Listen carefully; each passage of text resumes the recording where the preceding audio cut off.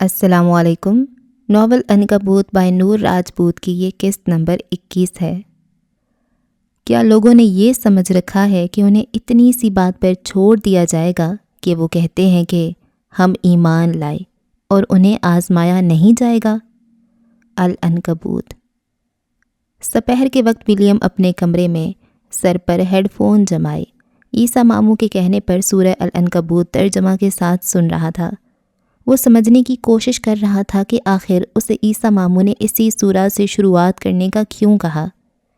سورہ العنکبوت ایمان، آزمائش اور اللہ کی وحدانیت پر زور دیتی ہے۔ وہ پوری طرح مگن تھا، کچھ باتیں سمجھ میں آ رہی تھیں اور کچھ ذہن کے اوپر سے گزر رہی تھیں۔ جو اللہ کے سوا دوست بناتے ہیں ان کی مثال اس مکڑی کی سی ہے جس نے اپنا گھر بنایا، اور بے شک سب سے کمزور گھروں میں کمزور گھر مکڑی کا ہے۔ العنکبوت۔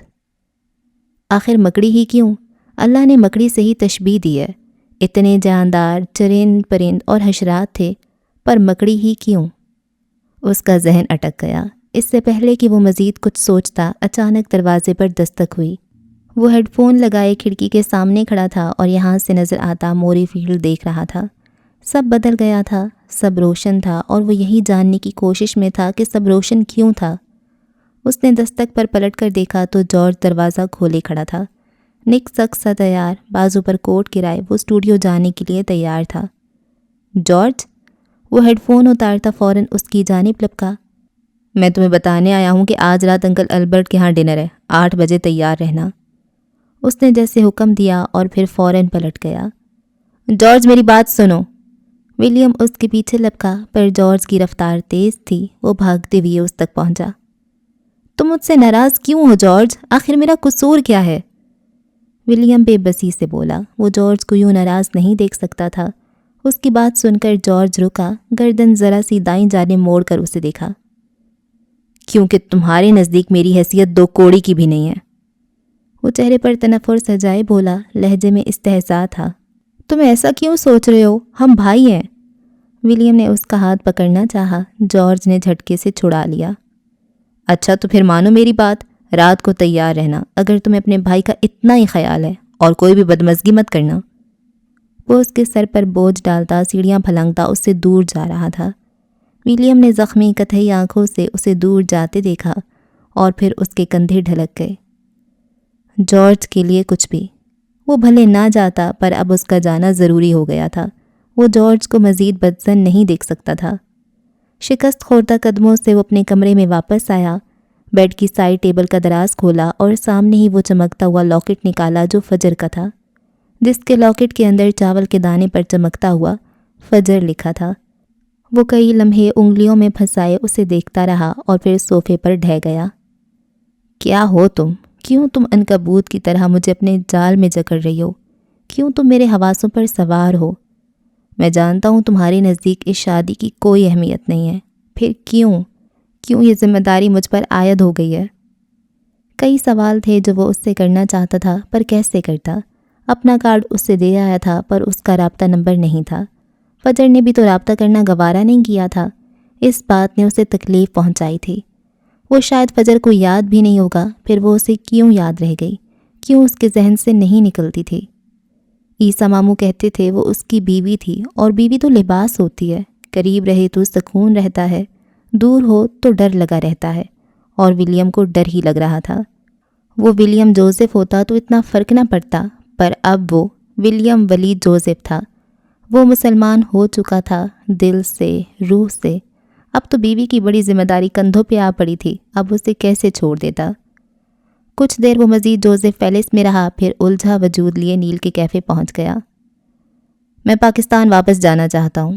سرمئی ایڈن برا کی چمکیلی دھوپ اسے اکسا رہی تھی کہ وہ اپنا فرض پورا کرے۔ پاگل ہو گئے ہو؟ نیل کو اس کی بات بالکل پسند نہ آئی۔ کڈنی پائی کی پلیٹ اس کے سامنے رکھتے وہ تعجب سے بولا، بہت ضروری ہو گیا نیل، مجھے فجر سے ایک بار ملنا ہی ہوگا۔ تم کیوں ملنا چاہتے ہو اس سے؟ ایڈونچر تھا نا، تو بھول جاؤ، دماغ پر سوار کیوں کر لیا؟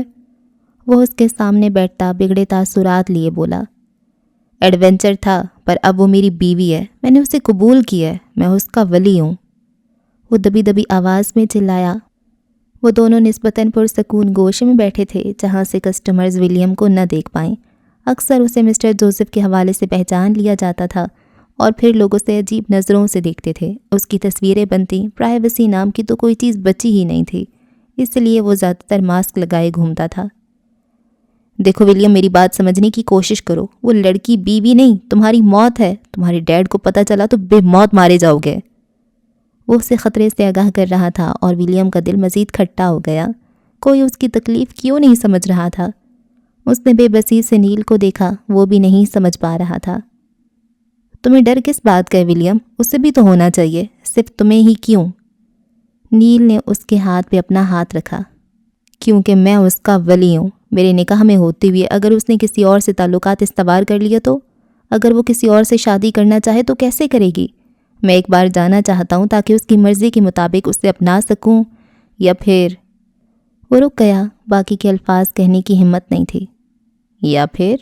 نیل نے بھویں سکیڑ کر اسے دیکھا۔ یا پھر اسے آزاد کر سکوں، میں اس بوجھ کے ساتھ نہیں جی سکتا۔ ولیم نے ایک بوجھل افسردہ سانس خارج کیا۔ تمہارے نزدیک اس رشتے کی اتنی اہمیت کیوں ہے؟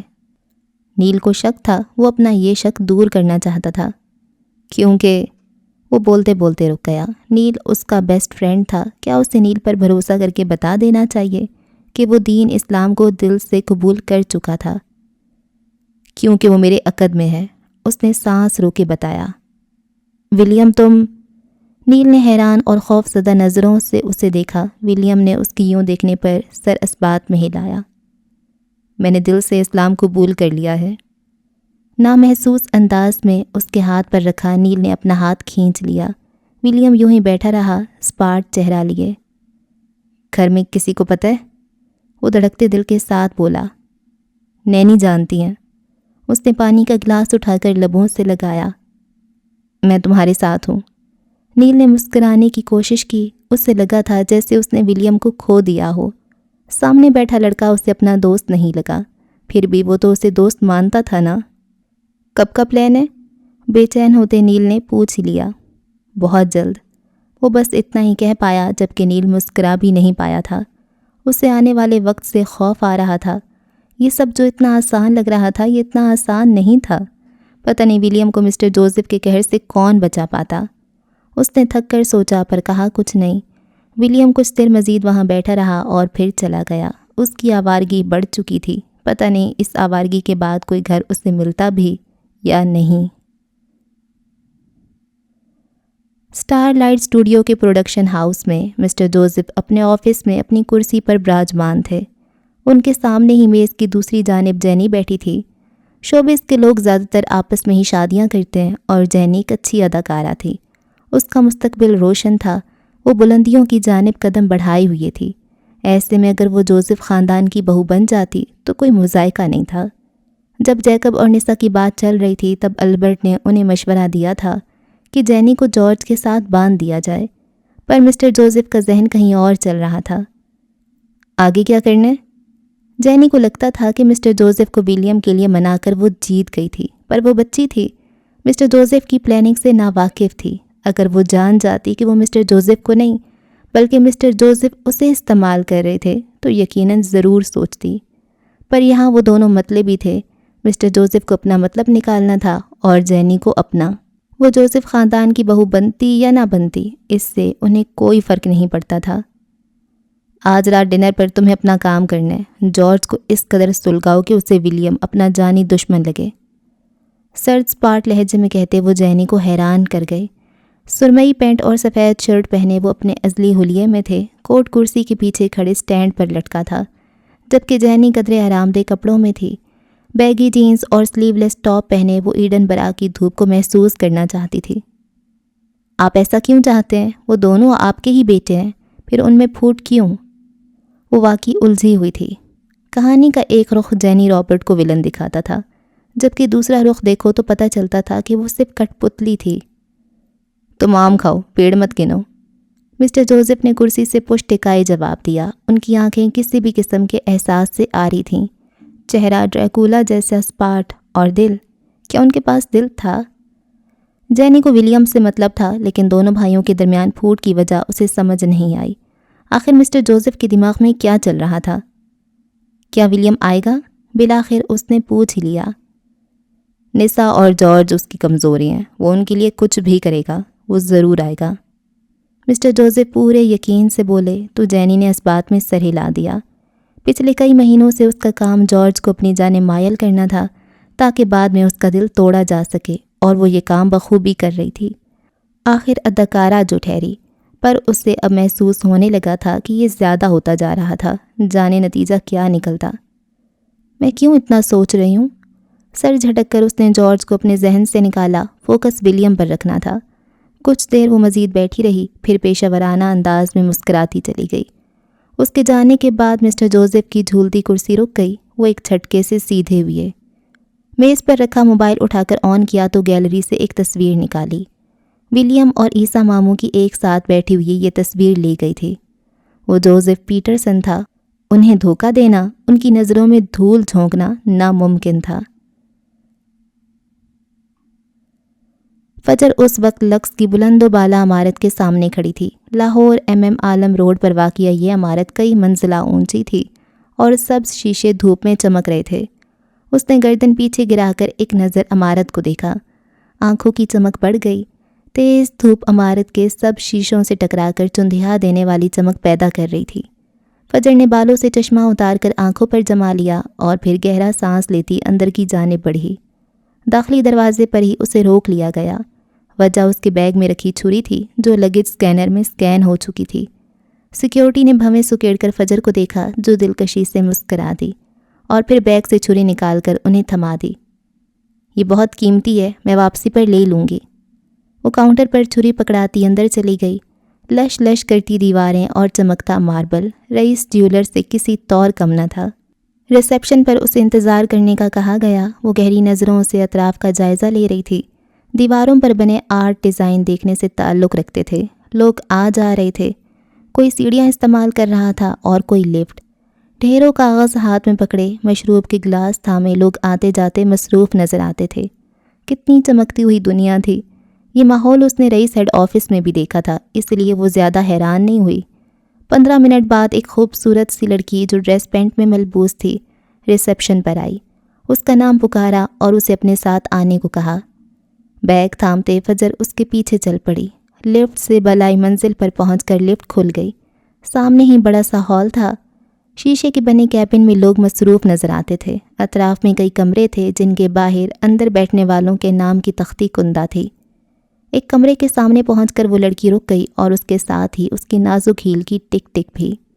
کمرے کے باہر سونیا سلطان لکھا تھا۔ وہ کمپنی کی ڈائریکٹر تھی۔ فجر اپنی طرف سے کافی تحقیق کر کے آئی تھی۔ لڑکی نے دروازے پر دستک دی اور پھر دروازہ کھول کر فجر کو اندر جانے کا اشارہ کیا۔ دھڑکتے دل پر قابو پاتے فجر نے دروازے کے اندر قدم رکھا اور دروازہ بند ہو گیا۔ سامنے ہی بڑے میز کے پیچھے پاور کرسی تھی۔ کرسی پر کوئی بیٹھا تھا اور اس کا رخ دوسری جانب تھا۔ گلاس وال سے نظر آتا شہر یہاں سے بآسانی دیکھا جا سکتا تھا۔ السلام علیکم۔ فجر نے گلے کو تر کرتے سلام کیا۔ کرسی گھومے اور سونیا سلطان کا وجود واضح ہو گیا۔ 35 سالہ ایک خوبصورت اور باوقار عورت اپنے تمام تر روب کے ساتھ فجر کو اپنی جانب تکتی نظر آئیں۔ وعلیکم السلام۔ اس کی آنکھوں میں تحیر ابھرا جبکہ چہرے پر کئی رنگ آ کر گزر گئے۔ وہ فجر کو عجیب نظروں سے دیکھے گئیں، جانے کتنے لمحے، جیسے یقین کرنے کی کوشش کر رہی تھی۔ فجر یوں ہی کھڑی رہی۔ سونیا سلطان کی ری ایکشن پر اس کے چہرے پر الجھن ابھری۔ یقین نہیں ہوتا، وہ اسی حیرت سے بولی اور پھر ایک جھٹکے سے اٹھ کھڑی ہوئی۔ جارجٹ کی پینٹ پر سلک کا ٹاپ پہنے، سیاہ بالوں کو فولڈ کیے وہ فجر کو یوں دیکھ رہی تھی جیسے کوئی ناقابل یقین چیز سامنے آ گئی ہو۔ فجر معراج ہے نا؟ نام لے کر یقین دہانی کرنا چاہی۔ جی میں ہی فجر معراج ہوں۔ وہ بدقت مسکرائی۔ سونیا سلطان کا رد عمل سمجھ سے باہر تھا۔ آؤ بیٹھو۔ ہاتھ سے کرسی کی جانب اشارہ کیا تو فجر مسکرا کر آگے بڑھی۔ کرسی پر بیٹھتے ہوئے اپنا بیگ نیچے کرسی کے قریب رکھ دیا۔ گہرے سبز شیشوں سے دھوپ پوری کوشش کے باوجود پوری طرح اندر داخل ہونے میں ناکام رہی تھی۔ باہر کافی گرمی تھی جبکہ اندر اے سی کی ٹھنڈک سے فجر کو اپنا وجود پرسکون ہوتا محسوس ہوا۔ سونیا سلطان واپس بیٹھ گئی اور پھر اپنے سامنے رکھے لیپ ٹاپ کی کی بورڈ پر انگلیاں گھمائیں اور پھر لیپ ٹاپ کا رخ موڑ کر فجر کی جانب کیا۔ سامنے اسکرین پر اس کی ویڈیو چل رہی تھی، وہی نائٹ میئر والی ویڈیو۔ فجر خود کو دیکھے گئی۔ اس نے اب تک خود کی ویڈیو نہیں دیکھی تھی۔ اس کی آنکھیں حیرت سے پھیل گئیں۔ ریمپ واک کرتے وہ لڑکی فجر کو کوئی اور ہی لگی۔ وہ جس اعتماد سے گردن اکڑائے، زخمی روح، زخمی آنکھیں لیے آگے بڑھ رہی تھی، وہ قابل دید تھا۔ تم نے بہترین کام کیا ہے۔ یقین نہیں ہوتا کوئی یونیورسٹی کا اسٹوڈنٹ بھی کسی نائٹ میئر کو بننے کی صلاحیت رکھتا ہوگا۔ انہوں نے کھلے دل سے فجر کی تعریف کی۔ آواز پر سکتہ ٹوٹا اور فجر کی نظریں اسکرین سے ہٹ گئیں۔ نائٹ میئر بننے کا خیال کیسے آیا؟ انہوں نے لیپ ٹاپ واپس اپنی جانب کرتے سوال کیا۔ خواب تو سبھی بنتے ہیں، کوئی تو ہو جو روایت سے ہٹ کر آئے، کوئی تو ہو جو نائٹ میئرز کو اہمیت دے۔ اس نے مسکرا کر پیشہ ورانہ انداز میں جواب دیا۔ سونیا سلطان اس کے جواب سے کس قدر متفق نظر آئیں۔ تمہاری انسپریشن کیا ہے فجر؟ نظریں فجر کے چہرے پر جمائے انہوں نے اگلا سوال کیا۔ انداز بالکل ویسا ہی تھا جیسے ایک کمپنی کے سربراہ کا ہوتا ہے جب وہ کسی نئے ملازم کو ہائر کرتا ہے۔ میرے نائٹ میئرز، اس نے 3 لفظی جواب دینے پر اکتفا کیا۔ تمہارے لیے نائٹ میئرز کیا ہیں؟ روایتی انٹرویو سے کافی ہٹ کر ان کی گفتگو چل رہی تھی۔ وہ خواب جو ابھی تک پورے نہیں ہوئے، وہ مجھے سونے نہیں دیتے، وہ مجھے جگائے رکھتے ہیں، ٹارچر کرتے ہیں تاکہ میں انہیں پورا کرنے کے پیچھے بھاگتی رہوں۔ وہ متاثر نظر آئیں۔ کاسٹیوم ڈیزائننگ کو چننے کا مقصد کیا ہے؟ تاکہ اپنی نائٹ میئرز کو حقیقی شکل دے سکوں۔ اور زندگی کا مقصد کیا ہے؟ بلندیوں پر راج کرنا۔ جواب دو بدو آ رہا تھا۔ کچھ پل کی خاموشی چھا گئی۔ سونیا سلطان اسے جانچتی نگاہوں سے دیکھے گئیں۔ اگر لکس میں تمہیں جگہ نہ ملے تو؟ لکس میں جگہ مجھے مل چکی ہے، تبھی میں یہاں بیٹھی ہوں۔ ملکہ ملعون نے گردن اکڑائے جواب دیا۔ پھر بھی اگر نہیں ملتی تو فرق نہیں پڑتا، لکس کو ڈیزائنرز بہت مل جائیں گے اور فجر معراج کو ڈیزائن بنوانے والے۔ بات کے آخر پر اس کے چہرے پر مسکراہٹ ابھری، جتانے والی مسکراہٹ۔ خود پرست ہو، خود پسند ہونا چاہیے، انہی کے انداز میں جواب دیا گیا۔ اوکے فجر، مجھے بتاؤ کہ 2 ماہ بعد پیرس میں ایک بہت بڑا فیشن شو ہونے والا ہے۔ اگر ہم انسانی جسم کو ڈیزائن کی صورت میں پیش کریں تو کیسے کر سکتے ہیں؟ تمہارے پاس 10 سیکنڈ ہیں۔ فجر کی بھویں سکڑیں، آنکھوں کو چھوٹی کیے اس نے سونیا سلطان کو دیکھا جن کی نظریں جتاتی ہوئی تھیں۔ 4، 5، 6، انہوں نے گنتی شروع کی۔ جلد، گوشت، ڈھانچہ اور روح۔ وہ 7 تک گن نہیں پائیں کہ فجر کا جواب حاضر ہوا۔ ان کی مسکراہٹ سمٹ گئی، چہرے پر سنجیدگی ابھری۔ وہ لڑکی اتنی ہلکی نہیں تھی جتنا انہوں نے سمجھا تھا۔ تم سلیکٹ ہو گئی ہو۔ اگلے ہی پل مسکرا کر انہوں نے اپنا ہاتھ آگے بڑھایا۔ فجر پل بھر کو ساکت ہوئی، پھر اس نے سونیا سلطان کا بڑا ہوا ہاتھ تھام لیا۔ Congratulations, you have a spark. تمہارا کانٹریکٹ آج رات کو ای میل کر دیا جائے گا۔ مجھے بتاؤ کہ رئیس جیولرز کی طرف سے تمہیں آفر آئی ہے؟ ابھی ریسیپشن پر بیٹھے بیٹھے اسے ای میل موصول ہوئی تھی۔ اسے انٹرویو کے لیے بلایا گیا تھا۔ بالکل آئی ہے۔ تو لکس کو چننے کی وجہ کیا ہے؟ کیونکہ مجھے جیولری نہیں، کاسٹیوم ڈیزائن کرنے ہیں۔ کب سے جوائن کر رہی ہو؟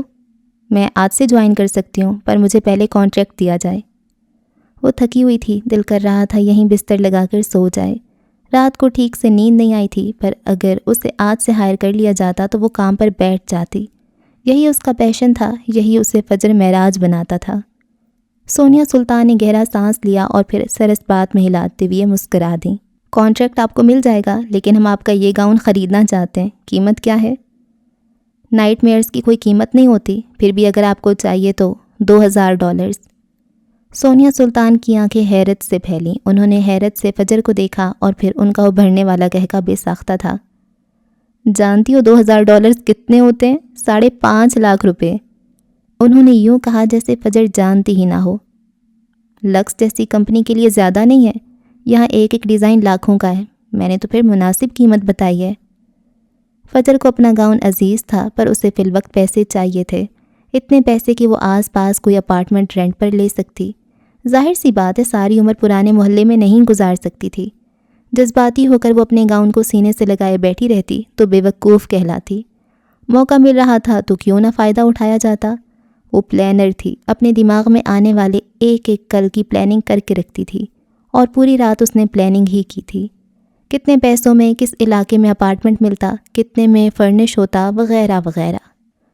منظور ہے، سونیا سلطان کو بھی وہ گاؤن لازمی چاہیے تھا، اور پھر 5.5 لاکھ زیادہ نہیں تھے، اس سے زیادہ تو وہاں بیٹھے ڈیزائنرز کی سیلری تھی۔ کچھ دیر بعد وہ فخر کندھے چوڑی کیے لگ سے باہر نکل رہی تھی۔ بلندیاں اس کی منتظر تھیں، اب دیکھنا یہ تھا وہ وہاں تک پہنچ پاتی یا نہیں۔ رئیس کی بلند و بالا عمارت سے سپہر ڈھل رہی تھی۔ رئیس اس وقت مراد عالم کے ساتھ ڈائننگ روم میں تھا۔ عروضہ، مراد اور رئیس اکثر تینوں اکٹھے لنچ کرتے تھے۔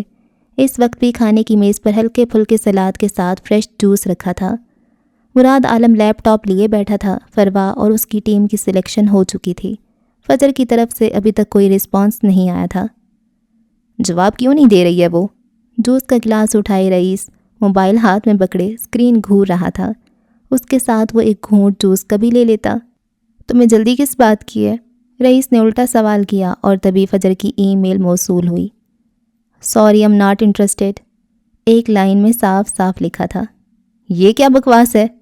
مراد کی آنکھیں پھیلیں، اس نے تو صاف صاف انکار کر دیا۔ کیوں؟ اس نے فوراً رپلائی کیا۔ چہرے کے زاویے بگڑے ہوئے تھے۔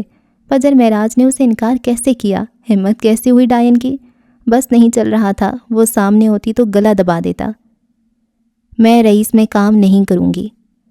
وہ اپنے سوال اور اس کے جواب اونچی آواز میں پڑھ کر سنا رہا تھا۔ رئیس کی پیشانی پر شکنیں ابھریں۔ تو پھر کیا کرو گی؟ الٹا سوال۔ میں رئیس کے ساتھ کام کروں گی۔ دونوں جملوں میں بڑا فرق تھا۔ رئیس کی ابھرنے والی ہنسی بے ساختہ تھی۔ اس کا چہرہ سرخ پڑا، سرد آنکھوں کا تاثر نرم پڑ گیا۔ آؤچ، لٹل مس آن مشن، وہ محظوظ ہوا۔ احسان فراموش عورت، خواب دیکھو ذرا اس کے۔ مراد عالم کے شریر میں تو جیسے شرارے بھر گئے۔ مجھے اس کا دعویٰ پسند آیا۔ وہ غیر سنجیدہ دکھائی دے رہا تھا۔ پتہ نہیں کیا سمجھتی ہے خود کو۔ لیپ ٹاپ ہٹائے، اب وہ جل کڑ رہا تھا۔ ریلیکس رہو ینگ مین، اس کی اپنی چوائس ہے، کسی کو مجبور نہیں کیا جا سکتا۔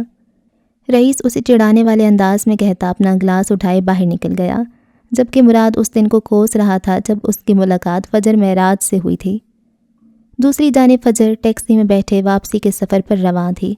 دونوں جانب بلند و بالا عمارات کے درمیان بنی شاہراہ پر گاڑی تیزی سے آگے بڑھ رہی تھی۔ اس کے اعصاب کافی حد تک ڈھیلے پڑ چکے تھے۔ مراد عالم کو منع کر کے تو دلی سکون ملا تھا۔ گاڑی کی کھڑکی سے ٹیک لگا کر اس نے اپنے گزرے کئی مہینوں کا تجزیہ کیا، اور پھر وہ بے ساختہ ہنستی۔ ولیم نے ٹھیک کہا تھا کہ کچھ سالوں بعد جب وہ ہنسی خوشی زندگی جی رہی ہوگی تب اسے اپنی خودکشی کی کوشش پر ہنسی آئے گی، پر اسے تو ابھی سے آ رہی تھی۔ ارسل اس کے دل، دماغ اور نظروں سے بالکل ہی گر گیا تھا۔ اب اس کا ہونا نہ ہونا ایک برابر تھا۔ اسے خود پر ہنسی آ رہی تھی کہ وہ ایک کم ظرف انسان سے امیدیں وابستہ کیے بیٹھی تھی۔ اسے ہنسی آئی کہ وہ وقتی جذبات کو محبت سمجھ بیٹھی تھی۔ ہاں، وقتی جذبات جو ہماری عادت بن چکے ہوتے ہیں اور ہمیں لگتا ہے کہ وہ محبت ہے، حالانکہ وہ تو بس فرار کی ایک راہ ہوتی ہے۔ وہ واحد شخص تھا جس سے فجر نے پورے دل سے وفا کی تھی، پر بدلے میں دھوکہ ہی ملا۔ وہ اب سوچ رہی تھی کہ ارسل کے ہوتے ہوئے کیا وہ ان بلندیوں تک پہنچ پاتی جہاں اسے راج کرنا تھا؟ کبھی نہیں۔ وہ تو اس کے لیے اپنی پہچان تک مٹانے کو تیار تھی، پر قدرت کے فیصلوں میں اتنی حکمت ہوتی ہے کہ انسان اس وقت سمجھ ہی نہیں پاتا۔ ارسل کا جانا اس کی زندگی سے کتنا ضروری تھا، یہ فجر معراج کو آج سمجھ آیا تھا۔ گہرا سانس لے کر خود پر آنے والی سبھی تکلیفوں کو قبول کیا جنہوں نے اسے آج یہاں تک پہنچایا تھا۔ ہماری زندگی میں آنے والی ساری تکلیفیں اپنے ساتھ اتنا کچھ سکھانے کو لاتی ہیں کہ ہم رونے دھونے کے علاوہ کچھ اور سوچ ہی نہیں پاتے۔ اس وقت بھی وہ کھلی آنکھوں سے بڑے بڑے خواب دیکھ رہی تھی، وہ خواب جن کی تعبیر کے لیے وہ رات دن محنت کرنے کو تیار تھی۔ وہ خواب جب تک پورے نہ ہو جاتے اس کے لیے نائٹ میئرز بنے رہتے، اور اس نے کھلے دل سے سارے نائٹ میئرز کو خوش آمدید کہا۔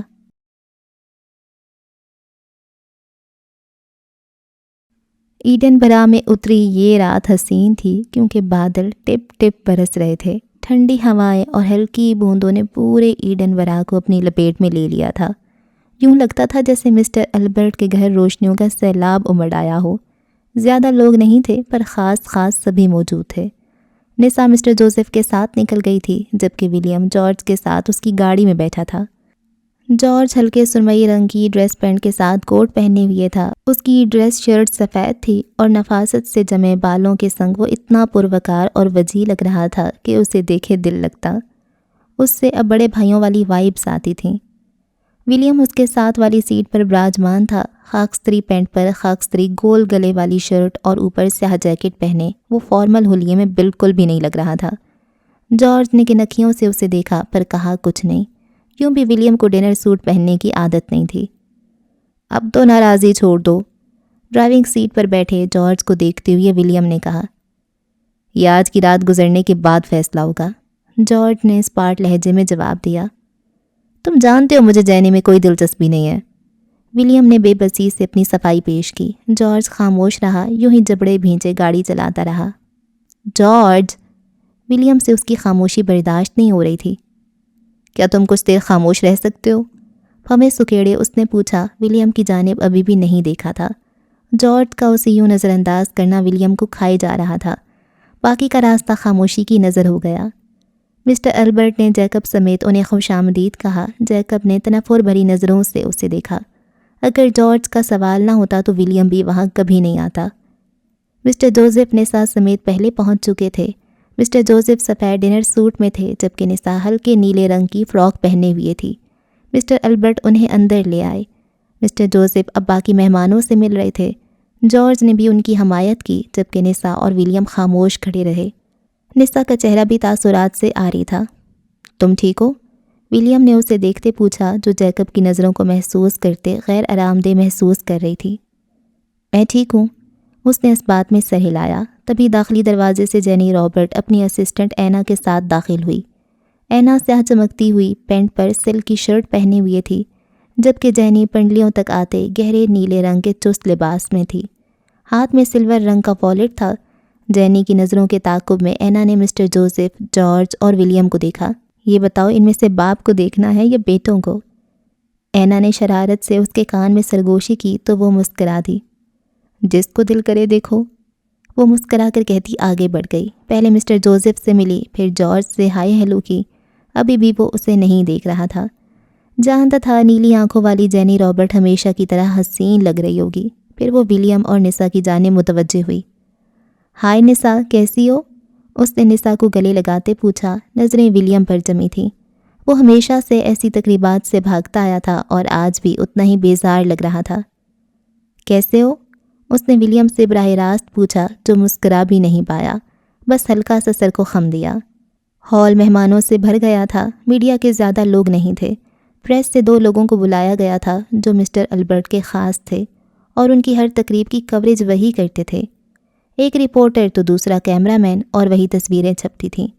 वही अल्फाज लिखे जाते थे जिन्हें मिस्टर अल्बर्ट मंजूर करते थे। यूनिफॉर्म पहने बैरे हाथ में मुख्तलिफ मशरूबात की ट्रे उठाई घूम रहे थे। उनके करीब भी बैरा आया तो निसा और विलियम ने ऑरेंज जूस उठा लिया, जबकि जेनी ने विस्की मिला मशरूब उठाया। नाजुक पैंदे वाले गिलासों को आपस में चेयर्स की सूरत टकराने के बाद वो अब घूंट घूंट पी रहे थे। जॉर्ज दूर से भी जेनी की नज़रें विलियम पर महसूस कर सकता था।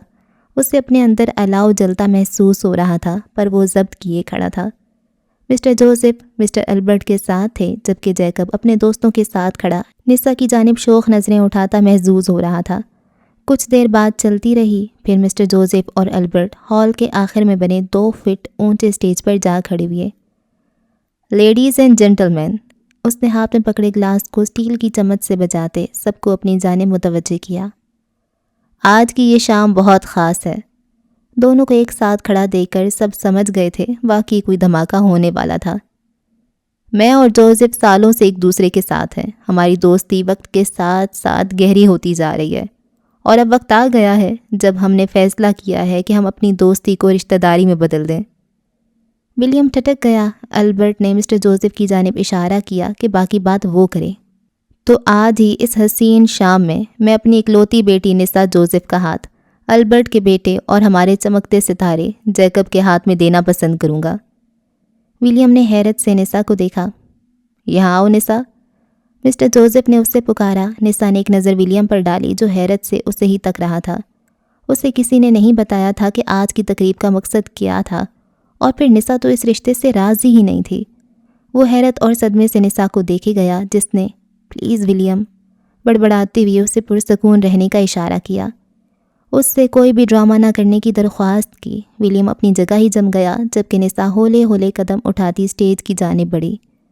اس کے سامنے ہی اب اسٹیج پر مسٹر جوزف کی ایک جانب نسا تھی، جبکہ مسٹر البرٹ کی دوسری جانب جیکب کھڑا تھا۔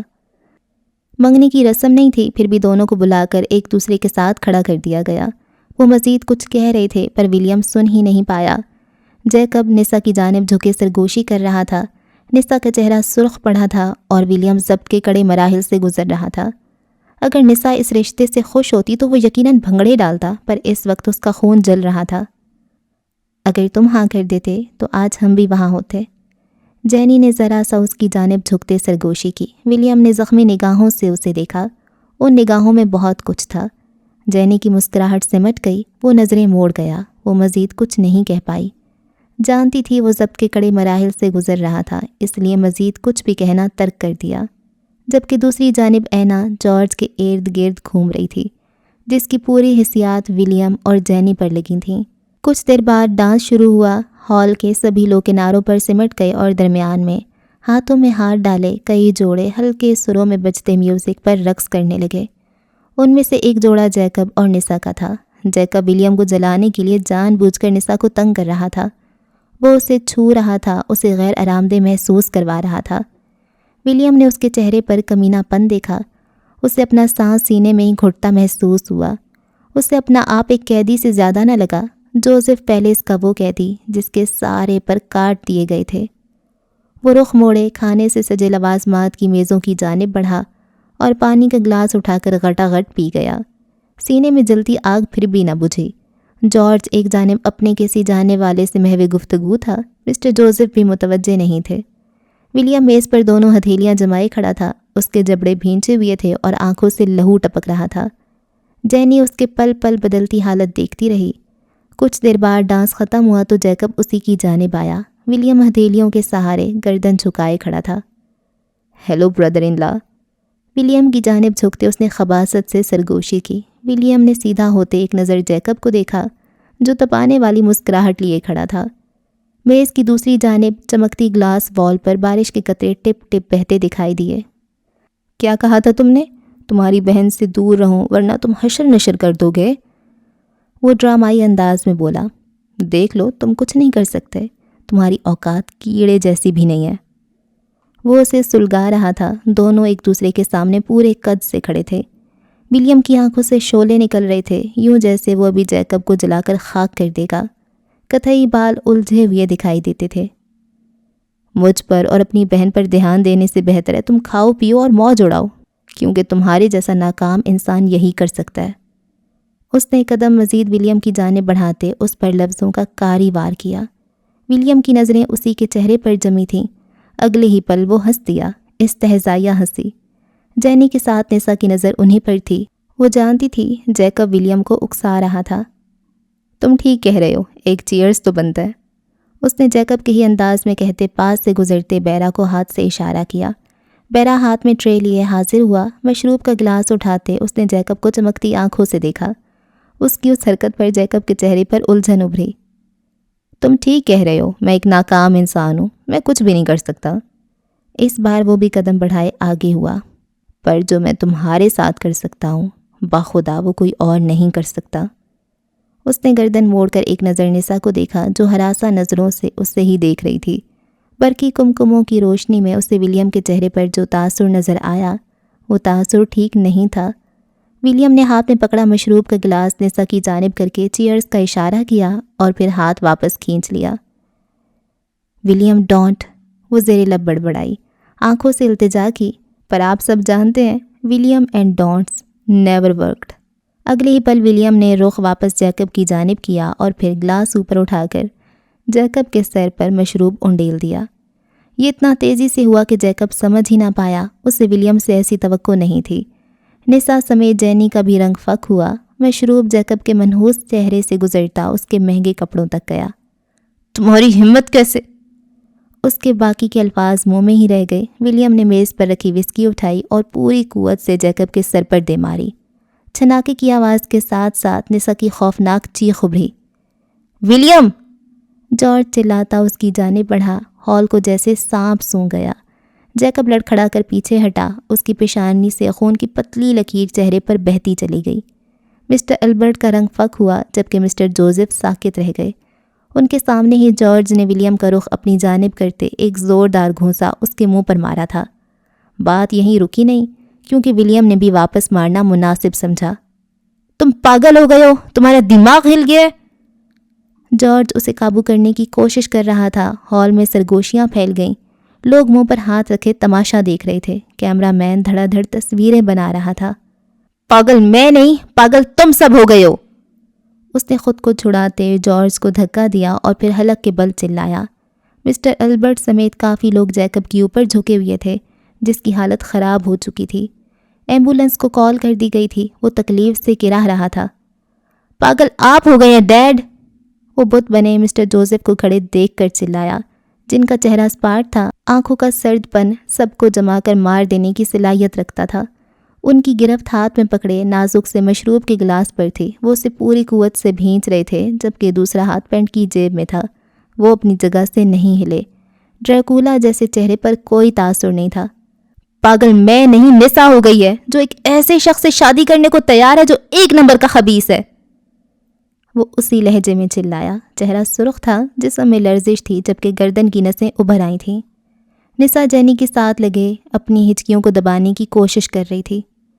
پاگل آپ ہیں ڈیڈ، جنہیں اپنی اولاد سے زیادہ اپنی پہچان، اپنی حرمت عزیز ہے، جو اپنے مطلب کے لیے اپنی اولاد کا سودا کر رہے ہیں۔ وہ انہی زخمی نگاہوں سے دیکھتے چلایا۔ لوگ سانس روکے اس کی باتیں سن رہے تھے۔ کیمرہ کی فلیش لائٹ کبھی ولیم تو کبھی مسٹر جوزف پر پڑ رہی تھی۔ پاگل میں نہیں، پاگل تم ہو جارج، جو ان کی ہر بات پر سر جھکا دیتے ہو۔ اپنے کندھے کو جھٹکا دیتے اس نے اپنی جیکٹ ٹھیک کی۔ مسٹر جوزف نے ایک نظر نسا کو دیکھا۔ نسا کی نظر بھی ان کی جانب اٹھی۔ آنکھوں ہی آنکھوں میں کئی تاثرات کا تبادلہ ہوا۔ مسٹر البرٹ جیکب کو لے کر ہال سے نکل گئے تھے۔ نسا کو روتے دیکھ کر ولیم اس کی جانب بڑھا۔ نسا ڈونٹ وری، پلیز رو مت، میں ہوں نا۔ اس کے ہاتھ تھامتے ولیم نے اسے بچوں کی طرح پچکارا، پر اگلے ہی لمحے وہ ساکت رہ گیا جب نسا نے ایک جھٹکے سے اسے دھکا دیا۔ تم کیوں ہو ولیم، تم کیوں ہو؟ وہ حلق کے بل چلائی۔ آنکھوں کا کاجل بہہ نکلا۔ وہ گلابی آنکھیں اور سرخ رنگت کے ساتھ نفرت بھری نگاہوں سے ولیم کو دیکھ رہی تھی۔ نسا تمہیں ڈرنے کی ضرورت نہیں ہے۔ وہ اگلے ہی پل پھر اس کی جانب بڑھا۔ دور رہو مجھ سے! وہ پھر سے چلائی۔ ولیم تو جیسے اپنی جگہ پر جم گیا۔ آنکھوں میں حیرانی ہی حیرانی تھی۔ تمہیں میری فکر کرنے کی ضرورت نہیں ہے، اس کے لیے میرے باپ بھائی زندہ ہیں۔ وہ پہلی بار یوں کسی کے مقابل آئی تھی۔ نسا؟ ولیم صدمے سے بڑبڑایا۔ میں تمہارا بھائی ہوں۔ اسے اپنی ہی آواز کھائی سے آتی محسوس ہوئی۔ میرا بھائی جارج ہے، تم سوتیلے ہو ولیم، اور سوتیلے بن کر ہم سب کی زندگی عذاب بنا چکے ہو۔ آخر تم چلے کیوں نہیں جاتے؟ ولیم لڑکھڑا گیا۔ اس کی رنگت صدمے سے زرد پڑ گئی۔ عنکبوت ہمیشہ اس بھرم میں جیتا ہے کہ اس کا گھر سب سے مضبوط ہے۔ ولیم کا بھرم ٹوٹ کر کرچی کرچی ہوا۔ اس کے ساتھ ہی اس کا دل بھی، شاید یہ اب کبھی نہ جڑ پاتا۔ سوتیلا؟ وہ پروسیس کرنے کی کوشش کر رہا تھا۔ کیا وہ ان کا سوتیلا تھا؟ ہاں تم سوتیلے ہو، اور اسے یاد رکھو، میں یہ شادی اپنی مرضی سے کر رہی ہوں۔ نفرت ہے مجھے تم سے، اب خدا کا واسطے ہماری جان چھوڑ دو۔ وہ ہاتھ باندھ کر چلائی اور پھر قریب کھڑی جینی سے لگ گئی۔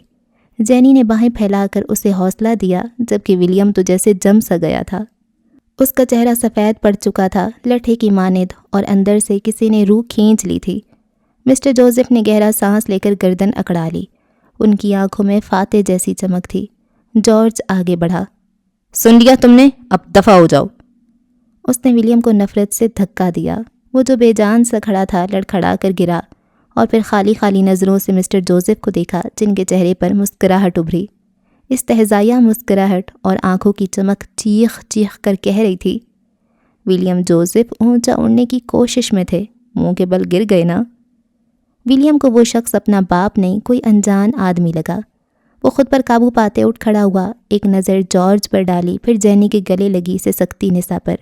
منظر دھندلا گیا، وہ زخمی نگاہیں لیے پلٹ گیا۔ اب وہ بھاگتے ہوئے دور جا رہا تھا۔ تماشے کے ساتھ ساتھ پارٹی بھی ختم ہو گئی اور زینی کو لگا جیسے سب ختم ہو گیا۔ وہ گیلی پتھریلی سڑک پر اندھا دھند بھاگ رہا تھا۔ نسا کے الفاظ ہتھوڑے کی طرح سماعت سے ٹکرا رہے تھے۔ تم سوتیلے ہو۔ اس نے تو اپنوں کے لیے اپنی شناخت تک کھو دی تھی، وہی اپنے سوتیلے کب ہو گئے؟ دل میں اٹھا درد اتنا تھا کہ سانس لینا مشکل ہو گیا تھا۔ وہ پتہ نہیں کتنی دیر بھاگتا رہا۔ گاڑیوں کے ہارن کی آواز بار بار سنائی دے رہی تھی۔ ایک دو بار کسی گاڑی سے ٹکرا کر گرا بھی، پر رکا نہیں۔ پتہ نہیں کتنی دیر، پھر وہ تھک ہار کر نسبتاً سنسان جگہ پر فٹ پاتھ کنارے بیٹھ گیا۔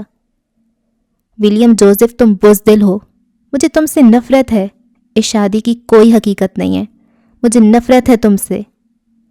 ملی جھلی آوازیں اسے پاگل کرنے کو تیار تھیں۔ وہ خود کے گرد بازو لپیٹے گھٹنوں میں سر دیے بیٹھا تھا۔ وہ خود پر قابو پانے کی کوشش کر رہا تھا۔ بارش ہلکی تھی پر بوچھاڑ رکی نہیں تھی۔ اکا دکا گاڑی ہارن بجاتی گزر جاتی، وہ یوں ہی اپنا سر گھٹنوں میں دیے بیٹھا رہا تاکہ وہ آوازیں اس کا پیچھا چھوڑ دیں۔ ولی، اور پھر ایک ممتا بھری آواز ابھری۔ ولیم کے اندر جلتی آگ بجھنے لگی۔ میں چاہتی ہوں تم اپنے پروردگار کو یاد رکھو۔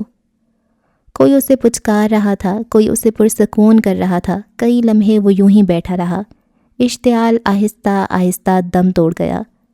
گھٹنوں سے سر اٹھایا تو اپنے ساتھ بیٹھی جینی کو دیکھ کر حیران ہوا۔ وہ ننگے پاؤں اس کے قریب بیٹھی تھی۔ بال اور کپڑے ولیم کے ساتھ ہی بھیگ رہے تھے۔ I'm sorry، وہ ہولے سے بڑبڑائی۔ ولیم ناک کی سیدھ میں دیکھتا رہا۔ تم یہ سب کیوں کر رہی ہو؟ اس نے بنا جینی کی جانب دیکھے سوال کیا۔ جینی نے رخ موڑ کر اسے دیکھا۔ آنکھوں میں کئی شکوے تھے۔ وہ سب جانتا تو تھا۔ تمہارے لیے، وہ بس اتنا ہی کہہ پائی۔ تم یہ سب مت کرو، خالی ہاتھ رہ جاؤ گی، وہ بڑبڑایا۔ کیوں؟ وہ اسی کے انداز میں بولی۔ آج جو بھی ہوا وہ غیر متوقع تھا۔ اسے پتہ نہیں کیوں برا لگ رہا تھا۔ ولیم خاموش رہا۔ بتاؤ ولیم، آخر تمہارے پیچھے اتنا کیوں بھاگنا پڑ رہا ہے؟ وہ پھر سے گویا ہوئی۔ مت بھاگو، اس نے دو لفظی جواب دیا۔ وہ منہ کھول کر سانس لینے کی کوشش کر رہا تھا تاکہ اندر جلتی آگ بجھ جائے۔ کیوں نہ بھاگوں؟ مجھے کوئی وجہ دو۔ وہ بضد تھی۔ میرے پیچھے بھاگنے سے تمہیں کچھ نہیں ملے گا، میں شادی شدہ ہوں۔ جینی کو لگا جیسے ایڈن برا کے سارے قلعے اس پر گر گئے ہوں۔ ہڈیاں ٹوٹنے کی تکلیف محسوس ہو رہی تھی۔ وہ ہل بھی نہ پائی۔ میری ایک بیوی ہے، میں اس کا ولی ہوں اور اس کے لیے مجھے جانا ہے۔ جانتا تھا وہ قابل بھروسہ نہیں تھی، پھر بھی بتا رہا تھا تاکہ کم از کم وہ پیچھے ہٹ جائے۔ جینی پھٹی پھٹی نگاہوں سے اسے دیکھے گئی۔ یہ کیسا راز افشا کیا تھا ولیم نے؟ اس نے تھوک نکل کر گلا تر کیا۔ کچھ بولنا چاہا پر الفاظ دم توڑ گئے۔ جارج اچھا لڑکا ہے، اسے تکلیف مت دو۔ وہ درخواست کرتا اٹھ کھڑا ہوا۔ جینی کی زبان تالو سے جا لگی۔ وہ کچھ بول ہی نہ پائی۔ اس کی گاڑی سڑک کنارے کھڑی تھی جس کی ہیڈ لائٹس آن تھیں۔ انہی ہیڈ لائٹس کی روشنی میں برستی بوندوں کے درمیان اس نے ولیم کو خود سے دور جاتا محسوس کیا۔ وہ اس کی پہنچ سے بہت دور جا رہا تھا اور بھیگے ایڈن برا نے اس کے اپنی بیوی کا ولی ہونے پر مہر ثبت کی۔ اچھا جی، اس ایپیسوڈ کو یہاں پہ اینڈ کرتے ہیں۔ اور ولیم اب بہت بری طرح سے ٹریپ ہو رہا ہے اور اس کا باپ اس کو ٹریپ کر رہا ہے۔ کتنا گھٹیا باپ ہے یہ۔ مطلب ولیم کو تو چلو تم تکلیف دے ہی رہے ہو کہ چلو وہ عیسیٰ کے ساتھ ان کانٹیکٹ میں ہے، وہ پاکستان گیا ہے، چلو اس کے ساتھ تمہاری کلیشز صحیح، لیکن یہ جو تمہارے دو پپٹ بچے ہیں جو تمہاری مرضی کے بغیر سانس بھی نہیں لیتے، ان کے ساتھ کیا تکلیف ہے تمہیں؟ مطلب میں جو بس فیصلہ کر دوں وہی فیصلہ صحیح ہے؟ بھئی ان سے پوچھ تو لو، ان کی شادی ہے بھئی، اتنا تو یہاں پہ چلو پاکستان میں ہوتے تو ہم تو ہیں ہی تھوڑے سے پھرے ہوئے لیکن آپ لوگ تو بڑے ماڈ اسکواڈ بنتے ہو، بڑے ماڈرن بنتے ہو، بچوں کی مرضی کوئی میٹر نہیں کرتی ہیں۔ اچھا وہ خود ہی کہتے ہیں جینی کو کہ جارج کو اپنی سائڈ پہ اٹریکٹ کرو تاکہ پھر ان کے درمیان میں کلیش آئے۔ کتنا گھٹیا انسان ہے یار، اور ابھی بچوں کو ایک دوسرے کے خلاف کر رہا ہے۔ بھائی کیا کر رہے ہو تم؟ حد ہے۔ اور نسا نے جو حرکت کی ہے سب کے سامنے، ایک بات ہے کہ عورت کو نا آپ کبھی بھی بچا نہیں سکتے۔ بہت سی آپ نے دیکھی ہوں گی ایسی عورتیں جن کے ہسبینڈ بہت ابیوسو ہوں گے، مارتے ہوں گے، گالیاں دیتے ہوں گے، اور وہ چپ کر کے برداشت کر رہی ہوتی ہیں. تو آپ کا بہت دل کڑتا ہے، آپ کہتے ہو کہ میں اس کے لیے فائٹ کرتی ہوں، میں اس کے لیے فائٹ کرتا ہوں، میں اس کو بچاتا ہوں اس شادی سے.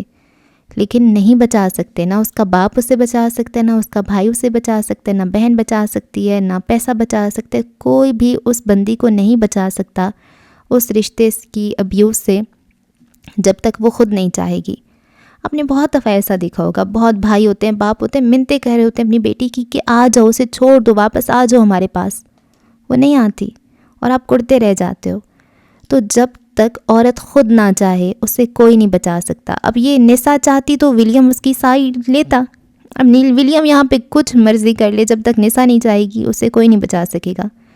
تو ہاں، یہ آپ کی اپنی مرضی ہوتی ہے. اور وہی اگر عورت اکیلی ہے، اس کو کوئی اس کی سپورٹ کے لیے نہیں ہے، لیکن اگر وہ چاہتی ہے کہ وہ یہاں سے نکلے، اپنی مرضی کا فیصلہ لے، تو وہ کھڑی ہو جائے. کوئی اس کی مرضی کے بغیر کچھ نہیں کر سکے گا.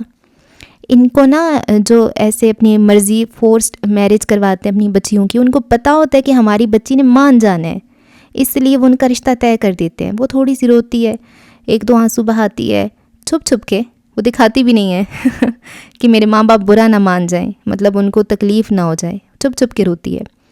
تو ان کی پھر ان کے فیصلے کرتے ہیں ان کے ماں باپ، پھر وہ بیٹھی رہتی ہیں، روتی رہتی ہیں. وہی جو تھوڑی سی نا ایسی باغی بچی ہوگی جو کہہ دے گی کہ میری مرضی کے بغیر نا آپ لوگ میرا رشتہ نہیں کر سکتے، میں منع کر دوں گی، میں سب کے سامنے منع کر دوں گی. اس کے ماں باپ اس کی مرضی کے بغیر رشتہ نہیں کرتے. یہ سچ ہے. تو بہت سی جگہوں پہ اتنا اچھا بچہ نہیں بننا ہوتا، اپنے لیے سٹینڈ لینا ہوتا ہے. یہ میں بہت غلط راہ دکھا رہی ہوں میرے خیال سے، لیکن یہ سچ ہے. اپنے لیے سٹینڈ لینا سیکھیں، کیونکہ بس پھر آخر میں سب نے یہی کہہ دینا ہے شادی چل گئی تو بہت اچھی بات ہے، اگر نہ چلی تو بھائی قسمت نصیب، کوئی آپ کو نہیں آئے گا بچانے، کوئی کچھ بھی نہیں کرے گا. تو یہ جو فیصلہ ہوتا ہے نا شادی کا، یہ تھوڑی وقتی اس کے ایموشنز میں آ کے کہ ہاں ہمارے ماں باپ کی عزت ہے، یہ ہے وہ. اگر وہ عزت تو انہوں نے آپ سے پوچھے بغیر فیصلہ کیا کیوں؟ انہوں نے رشتہ دے دیا، پھر کہتے ہیں جی ہماری عزت تمہارے ہاتھ میں. بھائی تم لوگوں نے کیا کیوں ایسے؟ پہلے بچی سے پوچھ لیتے تو نہ فیصلہ کرتے نا. پھر بھی لوگوں میں ہماری عزت خراب ہو جائے گی. جانے دو ایسی ان کی عزت نہ رکھو، وہ وقتی طور پہ ان کی عزت رکھی جائے گی. آپ نے پوری زندگی بھگتنا ہے، صرف آپ نے نہیں بھگتنا، آپ کے بچوں نے بھگتنا ہے پھر. تو یہ بہت ٹاکسک ہو جاتا ہے. ٹھیک ہے، تو جو شادی کا فیصلہ ہوتا ہے بہت لاجیکل ہو کے لینا ہوتا ہے، ایموشنز میں نہیں لینا ہوتا. چلو بہن بہت زیادہ کہہ رہی ہے کہ میرے دیور سے شادی کر لو، تو وہاں جی کر دی. میری اماں کہہ رہی ہیں کہ میرے بھانجے سے کر لو، وہاں کر دی. ابو کہہ رہے ہیں کہ میرے بھتیجے سے کر لو، میرے بھانجے سے کر لو، وہ بہت زیادہ ان کا دل ہے وہاں پہ، چلو وہاں کر دی. نہیں، اپنی مرضی دیکھو. وہ بندہ اچھا لگتا ہے، دل سے اچھا لگتا ہے، یا لگتا ہے کہ بعد میں اچھا لگ جائے گا تو ٹھیک ہے، لگتا ہے کہ اس کے ساتھ اچھی زندگی کٹ جائے گی تو ٹھیک ہے، تب ہاں کر دو نا. لیکن اگر وہ لگتا ہی برا ہے، اس کی شکل دیکھ کے ہی غصہ آ جاتا ہے، تو نہیں کرنی. بعد میں بھی وہ شکل اچھی نہیں لگے گی، بعد میں وہ زیادہ بری لگنے لگ جائے گی. ٹھیک ہے، تو شادی کے بعد جو چیزیں ہوتی ہیں وہ 10x زیادہ ہو جاتی ہیں. بندہ نہیں پسند، وہ بہت زیادہ گندا لگنے لگ جائے گا. بندہ اچھا لگتا ہے، وہ بہت زیادہ اچھا لگنے لگ جائے گا. ٹھیک ہے، میں نہیں کہہ رہی لو میرج کرو، میں نہیں کہہ رہی کہ یہ ساری چیزیں کام کرو، لیکن کم از کم اپنی مرضی سے تو کرو. مرضی ان اے سینس کہ اگر آپ کا دل ہے وہاں پہ جہاں کو آپ کے پیرنٹس کہہ رہے ہیں وہاں پہ دل ہے تو کرو، وہاں پہ دل نہیں ہے تو نہ کرو. سمجھ آ رہی ہے میری باتیں؟ میں بہت اچھی باتیں بتا رہی ہوں، سچ بتا رہی ہوں. خیر جی، اور کیا ہوا ہے یہاں پہ؟ ہاں، فجر نے لکس ہے کہ پتہ نہیں وہ لکس ہے، مجھے تو نہیں سمجھ آتی. لکس ہی سمجھ لیتے ہیں، ویسے لکس تو مجھے تھوڑا عجیب لگ رہا ہے، شاید لکس ہے. تو وہ لکس ہے، اس کمپنی کا نام کہ لکس ہے، یہ مجھے کامنٹس میں بتائیے گا. تو وہ وہاں کی اس نے آفر ایکسیپٹ کر لی ہے، اور بڑا ہی اس کا انٹرسٹنگ انٹرویو تھا. میں نے بڑا سوچا تھا ایسا کوئی انٹرویو دوں گی، جیسے ہی میں BSIT کر کے باہر نکلوں گی بل گیٹس کھڑا ہوگا کہ آپ نے طیبہ میری کمپنی ہی جوائن کرنی ہے، آپ نے مائکروسافٹ میں ہی آنا ہے. کوئی نہیں آیا، کسی نے پوچھا ہی نہیں. اسکول کے لیے، ہاں ٹیچنگ کے لیے جب تھوڑے دھکے کھائے تو انہوں نے کہا ہاں ٹھیک ہے آپ ہمارے پاس ٹیچر بن جائیں، آپ کو ہم 8-9 ہزار دیں گے، وہ بھی تب جب آپ کا تھوڑا ایکسپیرینس ہو جائے گا۔ یار یہ کیا بات ہوئی، کاسٹیوم ڈیزائننگ کی سائڈ جانا چاہیے تھا، یا آئی ٹی شائٹی میں کچھ نہیں رکھا۔ اور جی جارج انتہائی بیوقوف انسان ہے، انتہائی بیوقوف انسان ہے۔ یار یہ کیا بات ہوئی، آپ لوگوں کے وہ کہتے ہیں نا اوپر والے نے تجھے بھیجا تو بھیجا، بھیجے میں بھیجا ہی نہیں بھیجا۔ اتنا اس کے دماغ میں بھوسا بھرا ہوا ہے، پتہ نہیں یہ فلمیں کیسے بناتا ہے، ہاں نا۔ اور نیل، مجھے لگتا ہے نیل بھی اسے دھوکہ دے جائے گا، سارا پھوٹ دے گا۔ اور اس کا مجھے سب سے بڑی جو ٹینشن یہ لگی ہوئی ہے وہ یہ ہے کہ ولیم کا پاسپورٹ اس بڈھے کے پاس ہے، یہ پاکستان بھی نہیں جا سکتا۔